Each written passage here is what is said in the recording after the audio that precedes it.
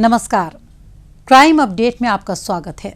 रक्तदान महादान। जी हाँ, रक्तदान कर आप किसी का जीवन बचा सकते हैं और यकीन मानिए इससे बड़ा पुनीत कार्य कोई हो ही नहीं सकता।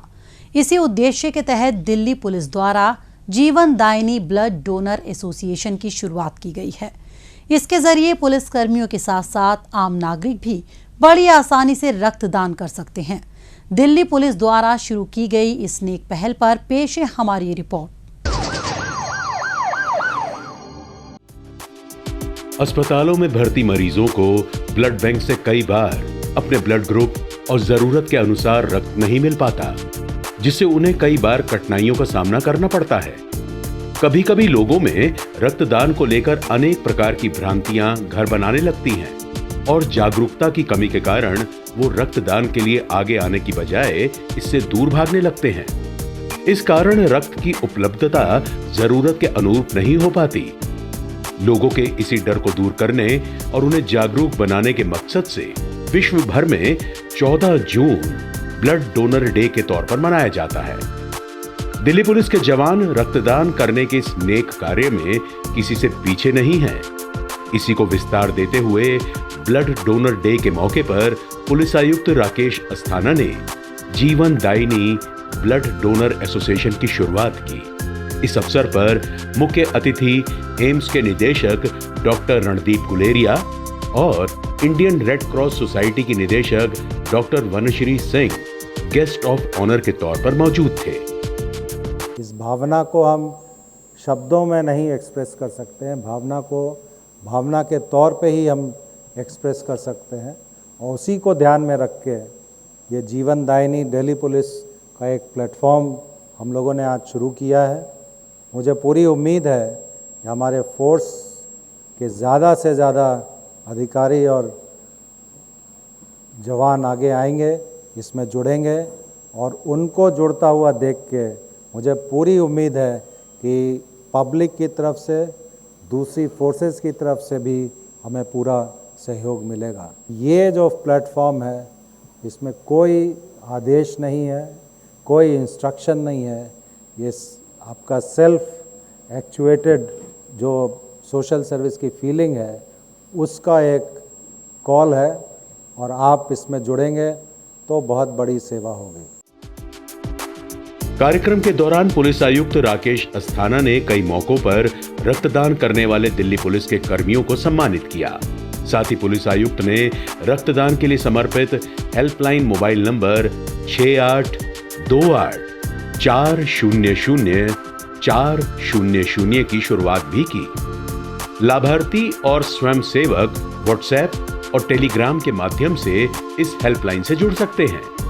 गौरतलब है कि स्वैच्छिक समूह जीवन दायिनी की परिकल्पना और गठन वर्ष 2017 में किया गया था, जब दिल्ली पुलिस के नियमित रूप से रक्तदान करने वाले कर्मी सोशल मीडिया प्लेटफॉर्म के माध्यम से आपस में जुड़े। उन्होंने साथियों के बीच रक्तदान के लिए जागरूकता फैलानी शुरू की। न केवल दिल्ली बल्कि एनसीआर में स्थित अस्पतालों में भी दिल्ली पुलिस कर्मियों द्वारा रक्तदान करने के साथ साथ सोशल मीडिया अभियान चलाए जा रहे हैं। जीवन दायिनी जो ग्रुप है ये 2017 में फॉर्म किया था हमारे दिल्ली पुलिस के कुछ जवानों ने, और जिस उद्देश्य से उसको बनाया गया था वो उद्देश्य ऐसा था, या बल्कि ऐसा है, जिसका कोई रिटर्न नहीं होता है। ये एक सेवा की भावना से ग्रुप शुरू किया गया। मुझे बहुत खुशी है कि सीनियर ऑफिसर्स की जगह हमारे कांस्टेबल्स और हेड कांस्टेबल्स ने इस ग्रुप की शुरुआत की, जो धीरे धीरे बढ़ते बढ़ते आज काफ़ी बड़ा ग्रुप हो गया है और पिछले 5 सालों में इन्होंने करीब 8,500 यूनिट से ज़्यादा ब्लड डोनेट किया है। गौरतलब है कि स्थापना के पहले ही वर्ष में पुलिस कर्मियों द्वारा 600 यूनिट से अधिक रक्तदान किया गया। आज इस समूह में शामिल रक्तदाताओं की संख्या 800 के पार पहुंच गई है। इनमें लगभग 650 दिल्ली पुलिस कर्मियों के अलावा डिफेंस कर्मी, हरियाणा पुलिसकर्मी, शिक्षक और अन्य विभागों के कर्मियों सहित आम नागरिक भी शामिल हैं। खास बात यह है कि कई सदस्य 50 से अधिक मौकों पर रक्तदान कर चुके हैं। आज के समय में इंडिविजुअल लेवल पे कोई चीज़ शुरू करके उसको आगे बढ़ाना, उसको पॉपुलर करना, ताकि जनता से भी लोग जुड़ें, दूसरी पुलिस फोर्सेस के लोग जुड़ें, फौजी जुड़ें, ये बहुत बड़ी बात है। मुझे पूरी उम्मीद है कि हमारी दिल्ली पुलिस की जो 80,000 से ज़्यादा की फोर्स है, उसमें अब काफ़ी लोग आगे आएंगे और इस ग्रुप में जुड़ेंगे, ताकि जनता की जो सेवा करने की भावना दिल्ली पुलिस में है, उसको एक नया आयाम मिले। चंद पुलिस कर्मियों द्वारा स्वैच्छिक आधार पर शुरू की गई पहल को दिल्ली पुलिस ने संस्थागत रूप प्रदान कर दिया है, जिससे उसकी पहुंच और प्रभाव को बढ़ाया जा सकेगा। इससे और भी ज्यादा पुलिसकर्मी और आम नागरिक रक्तदान करने के लिए जागरूक होंगे और कई कीमती जानें बचाई जा सकेंगी। और अब वक्त है पिछले दिनों सुर्खियों में रही कुछ खास खबरों पर एक नजर डालने का, लेकिन पहले देखते हैं दिल्ली पुलिस द्वारा जारी ये विशेष संदेश।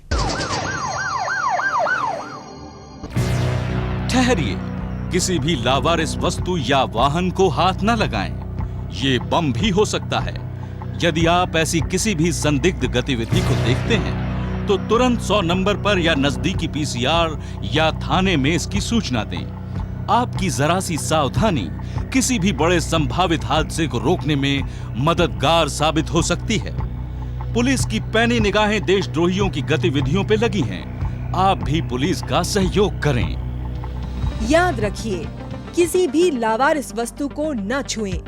अपना मकान किसी अनजान व्यक्ति को किराए पर न दें। अपनी कार, स्कूटर या मोटरसाइकिल बेचने से पहले खरीदार की पहचान कर लें। मेलों और त्योहारों के दौरान अपने बच्चों का ध्यान रखें और भीड़ वाली जगहों पर जाने से बचें। अपने बच्चों को किसी भी लावारिस वस्तु को न छूने दें और औरों को भी इसके प्रति जागरूक करें।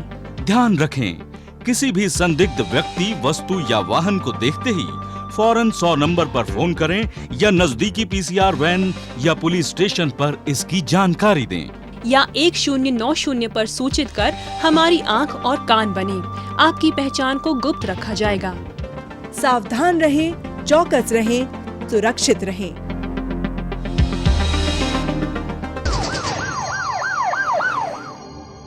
किसी भी आपदा की स्थिति में दिल्ली पुलिस के जवान प्राथमिक बचाव कार्य कर सकें, इसके लिए उन्हें आपदा प्रबंधन का प्रशिक्षण दिया जाएगा। इसके मद्देनजर दिल्ली पुलिस और राष्ट्रीय आपदा प्रतिक्रिया बल यानी एनडीआरएफ के बीच एक एमओयू किया गया है। दिल्ली पुलिस मुख्यालय में आयोजित एक कार्यक्रम के दौरान पुलिस आयुक्त राकेश अस्थाना की उपस्थिति में विशेष पुलिस आयुक्त सत्येंद्र गर्ग और एनडीआरएफ के डीजी अतुल करवाल ने इस एमओयू पर हस्ताक्षर किए। इस साझेदारी का उद्देश्य पुलिसकर्मियों को आपदा प्रबंधन के व्यावहारिक ज्ञान और प्रक्रियाओं में प्रशिक्षित करना है।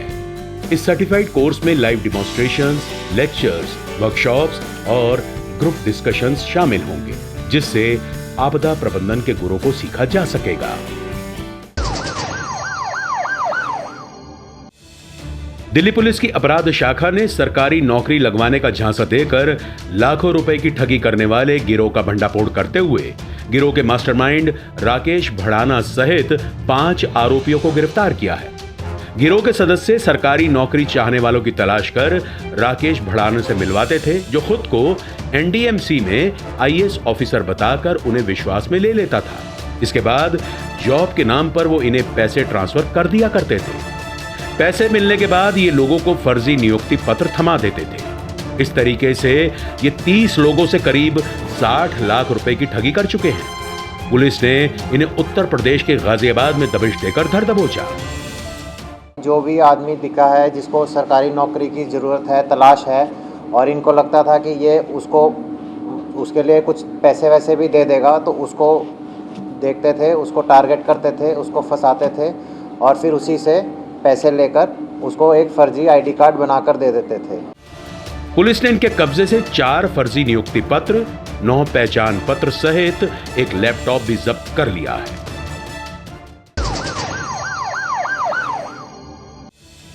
द्वारका जिला पुलिस ने मादक पदार्थ तस्करी के आरोप में 2 अफ्रीकी नागरिकों को गिरफ्तार किया है। आरोपी टूरिस्ट वीजा पर भारत आए थे, लेकिन यहां आकर मादक पदार्थों की तस्करी में शामिल हो गए। पुलिस को गुप्त सूचना मिली थी कि हेरोइन सप्लाई करने के इरादे से 2 अफ्रीकी नागरिक द्वारका क्षेत्र में आने वाले हैं। इस आधार पर कार्रवाई करते हुए पुलिस ने दोनों आरोपियों को द्वारका के सेक्टर 14 से धर दबोचा।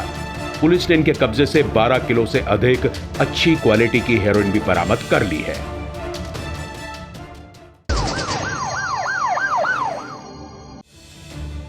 दिल्ली पुलिस की क्राइम ब्रांच ने एक दुर्दांत अपराधी बिलाल को गिरफ्तार किया है। आरोपी को लाजपत नगर पुलिस थाने में दर्ज लूट के एक मामले में अदालत दोषी ठहराते हुए सजा का ऐलान कर चुकी थी।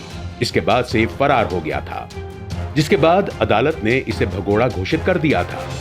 पुलिस को गुप्त सूचना मिली थी कि घोषित अपराधी मथुरा जिला स्थित अपने गांव में छिपकर रह रहा है।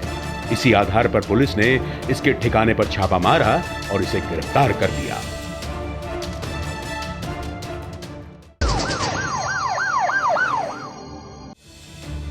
द्वारका जिला पुलिस ने एक शातिर बदमाश दारा सिंह को गिरफ्तार किया है। आरोपी वर्ष 1997 में गैर इरादतन हत्या के एक मामले में जेल में सजा काट रहा था।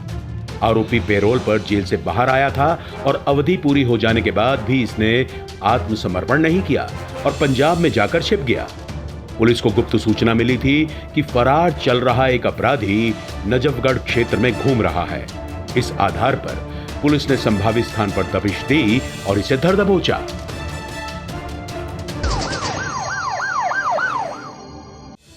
ईएमआई ऋण धोखाधड़ी के एक रैकेट का भंडाफोड़ करते हुए उत्तर पश्चिम जिला पुलिस ने इसके सरगना चंदन वर्मा को गिरफ्तार किया है। आरोपी नौकरी दिलाने के बहाने से अपने व्हाट्सएप पर लोगों से उनके आधार कार्ड, पैन कार्ड और कैंसिल चेक मंगा लिया करता था।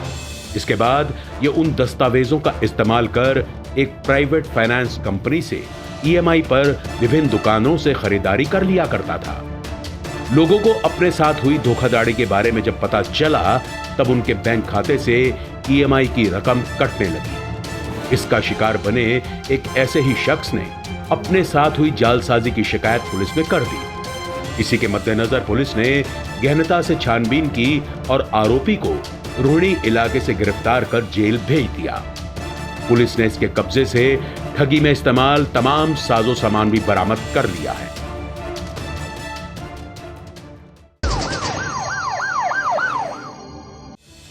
द्वारका जिला पुलिस ने पवन नाम के एक शातिर लुटेरे को गिरफ्तार किया है। रात के अंधेरे में ककरोला गांव में हुई लूटपाट की शिकायत पुलिस में दर्ज कराई गई थी, जिसके आधार पर जांच पड़ताल की जा रही थी। इसी बीच पुलिस को गुप्त सूचना मिली कि लूटपाट में शामिल संभावित आरोपी लूटे गए सामान को बेचने के इरादे से ककरोला गांव में आने वाला है। इसी आधार पर पुलिस फौरन हरकत में आ गई और इसे धर दबोचा। पुलिस ने इसके कब्जे से लूटा गया सामान बरामद करते हुए लूटपाट के 4 अन्य मामले भी सुलझा लिए हैं।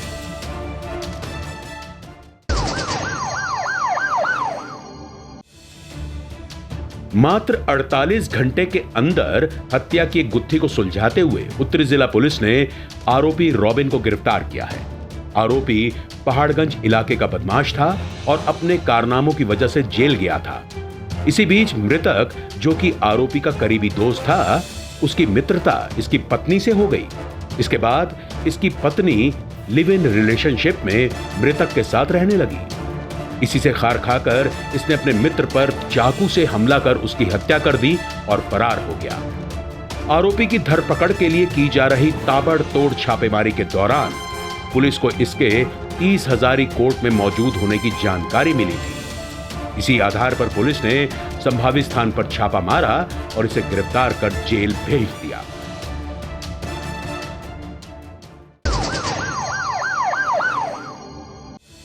महिलाओं का वेश बनाकर लोगों के साथ लूटपाट करने वाले गिरोह का भंडाफोड़ करते हुए उत्तर पूर्वी जिला पुलिस ने 2 आरोपी सूरज और नीरज को गिरफ्तार किया है। लूटने के इरादे से इनका एक साथी महिला का वेश बनाकर मदद मांगने की आड़ में भोले भाले लोगों को झाड़ियों में ले जाता था, जहां पर पहले से मौजूद दोनों आरोपी इनके जाल में फंसे लोगों से लूटपाट कर मौके से फरार हो जाते थे। इन बदमाशों को पकड़ने के लिए पुलिस द्वारा गहन तलाशी अभियान चलाया जा रहा था। इस दौरान पुलिस को 2 जगह बदमाशों द्वारा की गई गोलीबारी का सामना भी करना पड़ा। जवाबी कार्रवाई में पुलिस ने भी बदमाशों पर फायरिंग की, जिसमें वो घायल हो गए। पुलिस ने इनके कब्जे से 2 पिस्टल भी बरामद कर ली हैं।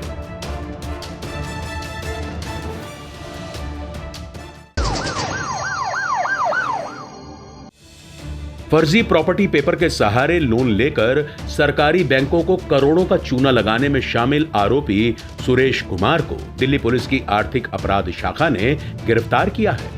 आरोपी सुरेश की भूमिका संपत्तियों की कई जाली चेन बनाते वक्त खरीदार और विक्रेता के गवाह के रूप में शामिल होकर फर्जी थंब इंप्रेशन लगाने की थी। वर्ष 2008 में एक महिला ने पश्चिम विहार इलाके में 2 फ्लैट्स खरीदे थे। आरोपी सुरेश इस प्रॉपर्टी के फर्जी चेन तैयार करवाने में शामिल था। बाद में इस प्रॉपर्टी पर झंडेवालान इलाके में स्थित एक बैंक ऑफ इंडिया से 5.5 करोड़ रुपए का लोन लिया गया। साल 2011 में महिला को इस लोन की जानकारी मिली तो उन्होंने इस ठगी की शिकायत पुलिस में कर दी।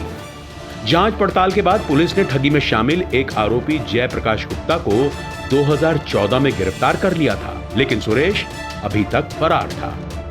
फिंगरप्रिंट ब्यूरो से सुरेश के अंगूठे की मिलान रिपोर्ट आने के बाद पुलिस ने इसे धर दबोचा।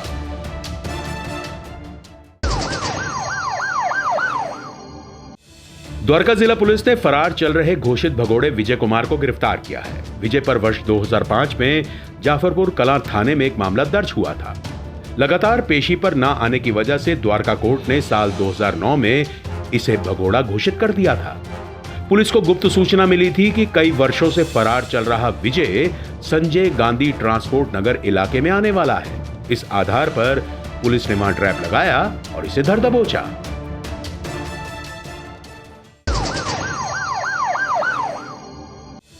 मध्य जिला पुलिस ने ऑटो लिफ्टिंग और स्नैचिंग की कई वारदातों में शामिल आरोपी समीर को गिरफ्तार किया है।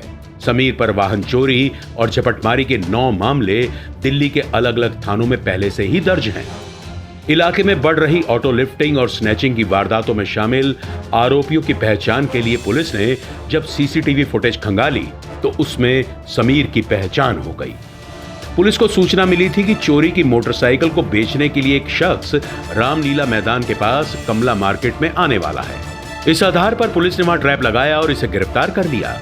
पकड़े जाने पर इसकी पहचान समीर के रूप में हुई और इससे मिली बाइक जामिया नगर इलाके से चुराई हुई निकली। पुलिस ने निशानदेही पर चोरी के 5 और दुपहिया वाहन सहित 2 मोबाइल फोन भी बरामद कर लिए हैं।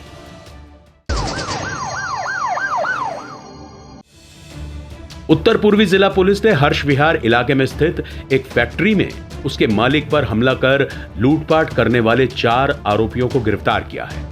आरोपियों में शामिल दिलीप फैक्ट्री में ही काम करता था और वो इस बात से भलीभांति परिचित था कि फैक्ट्री के मालिक के पास हर समय लाखों की नकदी रहती है। अगर उसे लूट लिया जाए तो मालामाल हुआ जा सकता है। इसी मकसद से इसने अपने 3 साथियों के साथ मिलकर लूट की योजना तैयार कर ली। योजना के मुताबिक लूट वाले दिन इसने काम से छुट्टी कर ली और अपने साथियों को फैक्ट्री भेज दिया। वहां जाकर इन्होंने पहले नौकरी की मांग की और फिर उसका गमछे से गला घोंट दिया और उसका पर्स और पैसे लूटकर फरार हो गए। सीसीटीवी और शक के आधार पर पूछताछ में दिलीप ने सारा कच्चा चिट्ठा खोल दिया। उसकी निशानदेही पर पुलिस ने लूट में शामिल इसके साथियों को उत्तर प्रदेश के फिरोजाबाद में दबिश देकर दबोच लिया।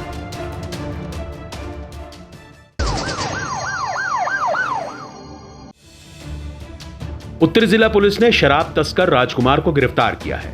राजकुमार अपनी टैक्सी का इस्तेमाल शराब तस्करी के लिए कर रहा था। यह हरियाणा के बहादुरगढ़ से शराब लाकर दिल्ली के अलग अलग इलाकों में सप्लाई करने में लगा था। इन गतिविधियों को अंजाम देने के एवज में योगेश नाम का व्यक्ति प्रति चक्कर इसे 2000 रुपए दिया करता था। पेट्रोलिंग के दौरान लाहौरी गेट इलाके पर पुलिस टीम को एक कार संदिग्ध अवस्था में खड़ी हुई मिली। वहां पहुंचकर पुलिस ने कार में बैठे ड्राइवर से वहां खड़े होने का कारण पूछा तो वो संतोषजनक उत्तर नहीं दे पाया। गाड़ी की तलाशी लेने पर उसमें से भारी मात्रा में शराब मिली। इस आधार पर पुलिस ने राजकुमार को गिरफ्तार कर उसके कब्जे से 12 कार्टन शराब और कार भी जब्त कर ली है।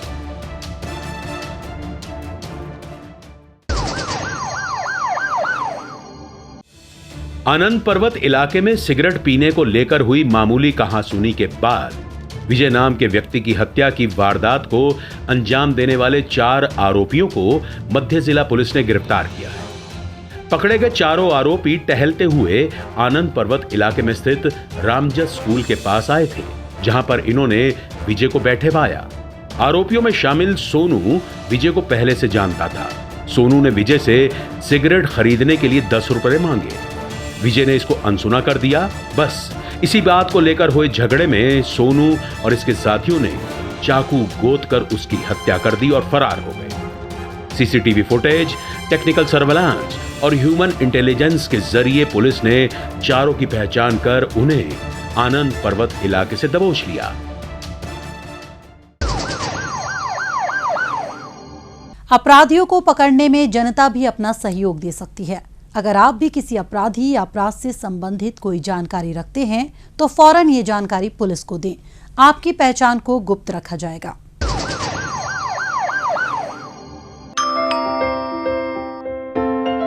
बेटा, आपकी मम्मी ने मुझे आपके पास रुकने के लिए बोला है। जब भी घर पे अकेले रहोगे, कोई भी आए दरवाजा बिल्कुल मत खोलना। हेलो मम्मा, क्या आपने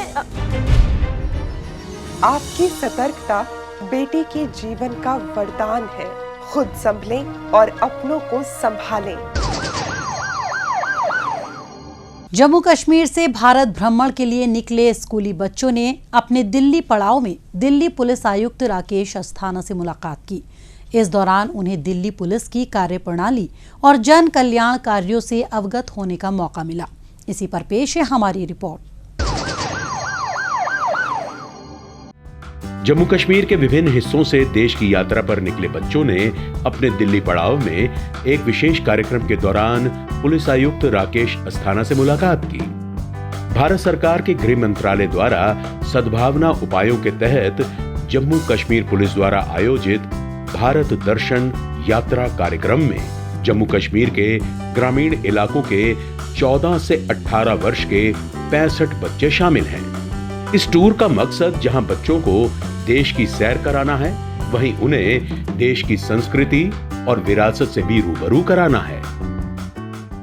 हमारे लिए एक बड़ी बात है कि दूसरे स्टेट के जो यंगर जनरेशन है वो हमसे आके मिलते हैं, बात करते हैं। हमको मौका मिलता है उनको होस्ट करने का। ये गवर्नमेंट ऑफ इंडिया MHA का बहुत अच्छा इनिशिएटिव है JNK पुलिस के साथ। और मेरा तो ये मानना है कि जितनी जगहें नई देखोगे, जितने लोगों से मिलोगे, इंटरेक्ट करोगे, तो बहुत कुछ सीखने को मिलेगा। क्योंकि हर जगह नई चीज़ें होती हैं, बहुत अच्छी चीज़ें होती हैं। उनको अडॉप्ट करना, अडेप्ट करना फ्यूचर में आप लोगों के लिए बहुत काम आएगा। ये सब संवाद सत्र के दौरान पुलिस आयुक्त ने बच्चों के सवालों के जवाब दिए। उन्होंने बच्चों को जीवन में आत्मविश्वास के महत्व के बारे में बताया। साथ ही पुलिस आयुक्त ने बच्चों को दिल्ली पुलिस द्वारा कम्युनिटी पुलिसिंग के तहत चलाए जा रहे युवा कार्यक्रम के बारे में भी बताया, जिसके माध्यम से राह से भटक गए युवाओं को समाज की मुख्य धारा में लाने के लिए कौशल प्रशिक्षण और नौकरी के अवसर प्रदान किए जा रहे हैं। हमारे यहाँ एक बहुत बढ़िया प्रोग्राम चलता है, पुलिस चलाती है उसको। उस प्रोग्राम का नाम है युवा। मतलब हम लोग जितने यंगस्टर्स हैं उनको मेन स्ट्रीम में पुलिस के साथ जोड़ने का काम करते हैं और कोशिश करते हैं कि वो अपने ज़िंदगी में सोसाइटी के लिए और देश के लिए अच्छा काम करें। समय समय पर जम्मू कश्मीर पुलिस इस तरह के टूर का आयोजन करती रहती है। जम्मू कश्मीर के दूर दराज के इलाकों से आए इन छात्रों के लिए ये टूर देश के अन्य हिस्सों से जुड़ने का एक अच्छा मौका साबित हो रहा है। साथ ही इस प्रोग्राम का मकसद बच्चों में जागरूकता और आत्मविश्वास भी बढ़ाना है। आज के इस कार्यक्रम में बस इतना ही। अगले हफ्ते कुछ ताजा तरीन खबरों के साथ फिर होगी मुलाकात। तब तक के लिए दीजिए इजाजत। नमस्कार।